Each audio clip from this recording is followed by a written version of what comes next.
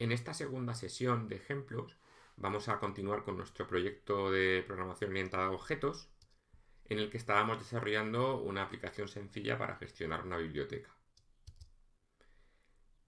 Recordamos el enunciado del programa a grosso modo. Era una aplicación que permitía tener diferentes tipos de usuarios registrados con una serie de datos que ya implementamos en la sesión anterior, y permitía dejar en préstamo dos tipos de materiales, libros y películas, con una serie de características comunes como su código y su título, y luego con atributos o datos particulares de cada subtipo. En el caso del libro guardaríamos el número de páginas, y en el caso de las películas el año de estreno y el director.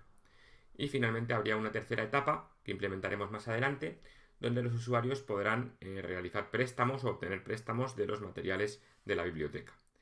Entonces, en esta segunda sesión vamos a centrarnos en el apartado de los materiales, definición de los datos que vamos a utilizar en cada uno de los tipos de materiales.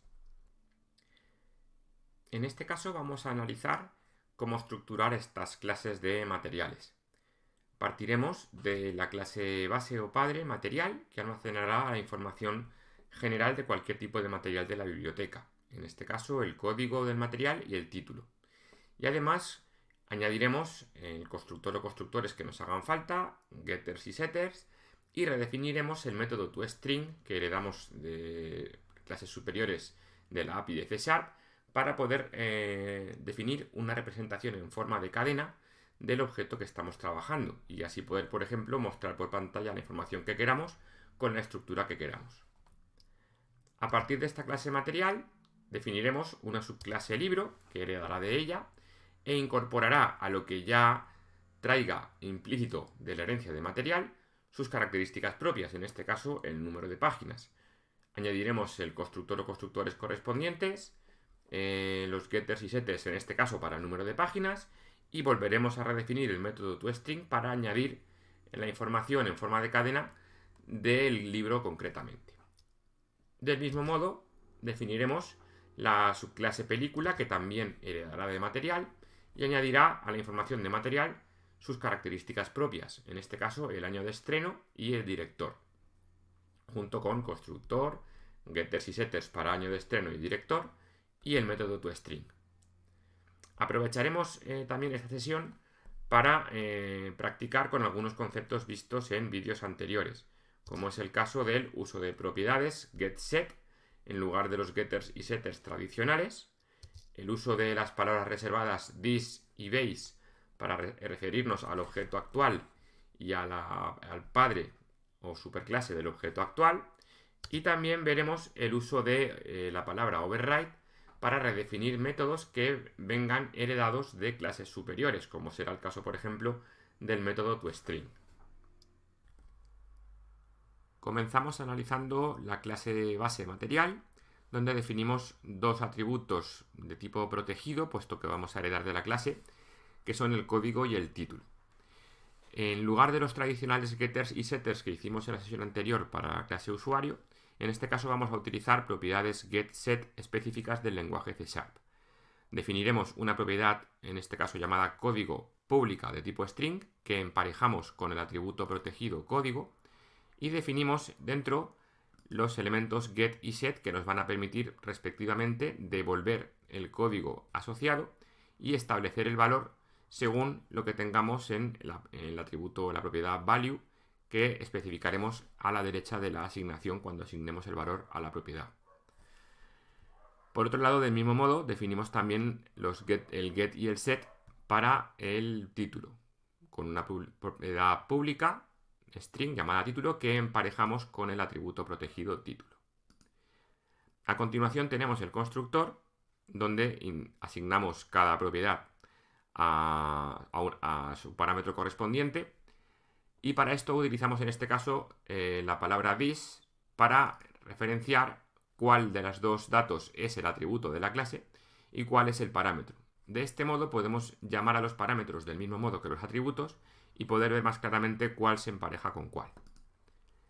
Finalmente, redefinimos algún método que podamos necesitar de clases base de las que estamos heredando, y en este caso cualquier objeto puede redefinir un método heredado que se llama toString, que nos permite obtener una representación en forma de cadena de ese objeto para, por ejemplo, en el caso de que queramos imprimir los datos por pantalla, pues saber cómo se va a estructurar esa información.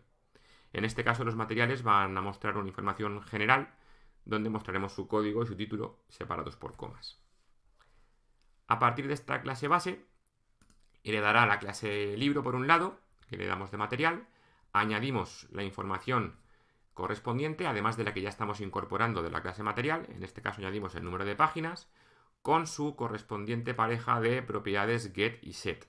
Esta propiedad pública en páginas se empareja con el atributo privado en páginas y establece el get y el set.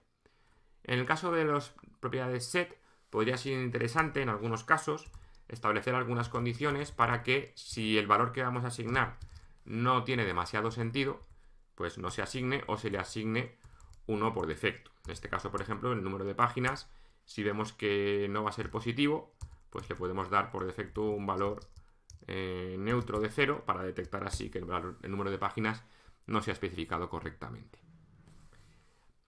Más abajo tenemos el constructor de la clase libro, donde le pasamos los dos atributos que le damos, los dos parámetros que le damos del padre, el código y el título, más la información propia del libro, que es el número de páginas.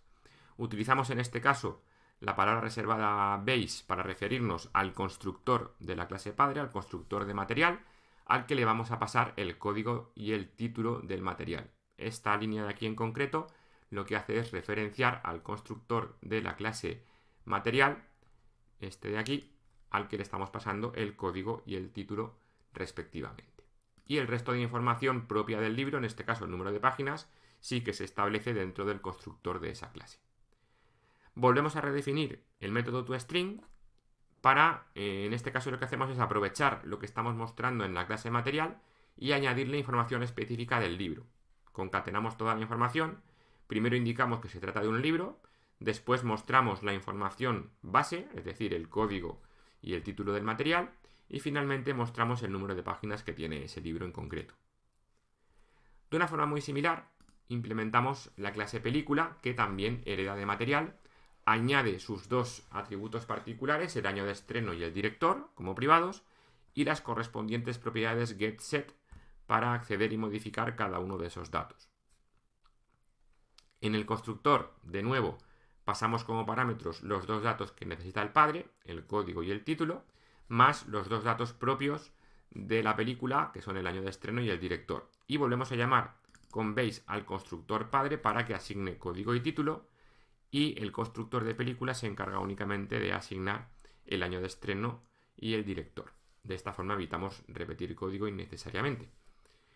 Después, en el método toString, de forma similar a lo que hemos hecho con los libros, completamos la información que nos da la clase base, el código y el título, con la información específica de la película. En este caso, el año de estreno y el director. Nuestra clase usuario, de momento, la vamos a dejar así. Ya la teníamos definida. La teníamos definida con getters y setters tradicionales en lugar de con propiedades, pero podemos comprobar que ambos son perfectamente compatibles. Lo que sí sería recomendable es que siempre usásemos el mismo patrón, todo propiedades getSet o todo getters y setters tradicionales, pero en este ejemplo vamos a dejar las dos alternativas para que se vean las diferencias y similitudes entre una y otra. Por otro lado, nuestro programa principal, inicialmente hayamos creado un usuario de prueba para sacar información suya por pantalla, y a continuación lo que hacemos es definir un array de materiales, un array polimórfico, donde vamos a almacenar 5 materiales de cualquier tipo. Pueden ser libros, películas, y en este caso también podrían ser incluso materiales genéricos, con su código y su título. En este caso hemos definido unos cuantos libros, unas cuantas películas, con su código, su título, su número de páginas, etcétera, etcétera. Vamos a modificar, por ejemplo, esta última línea para indicar que también podemos crear un material. En este caso el material solamente tiene el código y el título. Y de esta forma definiríamos nuestro array de materiales. Nos fijamos que no tenemos errores de compilación. Podemos crear un material normalmente, aunque en este caso, como solamente estamos trabajando con libros y películas, vamos a dejarlo como lo teníamos antes, con el libro creado. Finalmente hemos definido un for each que recorre el listado o el array de materiales y muestra la información por pantalla. Como hemos redefinido el método toString tanto en libro como en película, nos basta con especificar el objeto en cuestión, el material de cada posición del array en la instrucción writeLine, para que automáticamente se muestre la información como hemos indicado en ese método toString. Si ejecutamos el programa anterior, obtendremos una salida como esta, que podemos ver aquí ampliada, donde primero mostramos la información del usuario y después el for each que hemos implementado recorre el catálogo de 5 materiales, mostrando en cada caso la información correspondiente según si es un libro o una película. En nuestra siguiente sesión sobre este ejemplo completaremos el programa estableciendo relaciones entre los materiales y los usuarios a través de préstamos y mostraremos la información de los diferentes préstamos de cada usuario por pantalla.